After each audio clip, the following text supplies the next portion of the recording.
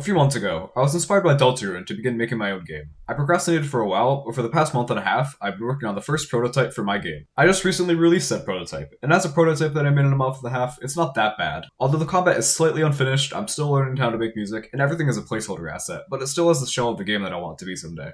The prototype is currently out on itch.io with a Google form that I would love if you filled out. It'll help me make the game not be a total mess when the real first demo comes out. Anyways, here is how I made the first prototype. Let's start out with the combat. I kinda got tired of extremely standard JRPG combat, especially the type you see in various RPG Maker games. Honestly, it's not that difficult to make a combat system interesting, it's just how you implement it. You just add a few unique features and you have above average combat system. The way I decided to do it was to make an unintentional collage of mechanics from other video games. When I was making this combat system on a random Tuesday morning in school, my brain was probably reaching into past games I played. For the tank archetype character, I added action commands to make the combat more interactive. I made him stack up SP by doing physical attacks, which is basically the limit break system for Final Fantasy. And I added a talk mechanic to nerf enemy stats. The witch archetype is where I did the best though. I kinda just implemented it poorly. This one is kind of advanced, so I'll try my best to clearly and efficiently explain it. Grimm's whole thing is that she requires potion materials and fuel. You take out potion materials with a bonus action at the beginning of your turn. Next, there are multiple ways to generate fuel. Attacking and stirring. The other thing that generates fuel is Arkay's impulse block.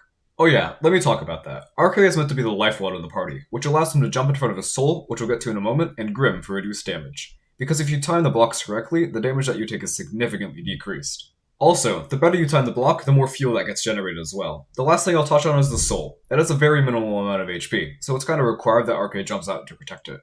Why would you protect it? For lore reasons, it's Arkay's soul that holds them together. For combat reasons, it's still Arkay's soul that holds them together.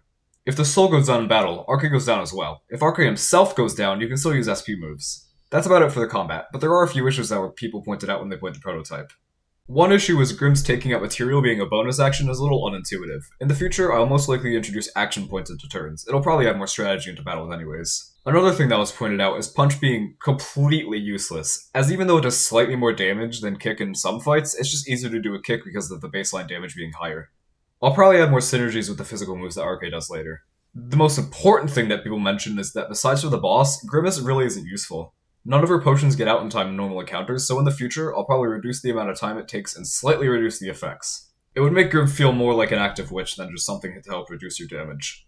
There are some complaints about UI clarity, but that'll be fixed automatically when the full version comes out. Overall, the combat was probably the weakest part of what I focused on in this prototype, but people generally liked it anyway.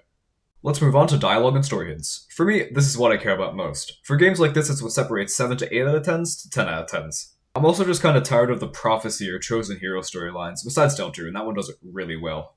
Anyways, although I couldn't really hone in on the story or character development, I can still hint at later character dynamics and plot points. Most RPG partners work together and are usually in the same group or organization, but I wanted to make the characters contrast and have no idea who each other are. Although this wasn't that displayed in the demo, the contrast can still be seen in flavor text and some cutscenes. Speaking of the flavor text, I'm hoping to expand the dialogue and character personalities as the game goes on, as I feel like there's a lot to be improved on. Anyways, the examination text for the boss fight and ending cutscene for Nightmare Mode are probably the best that I can hint at for the story that I've played so far. Mostly because the story is still taking its full shape, but I really hope that this can be an 8 out of 10 story when it's fully finished.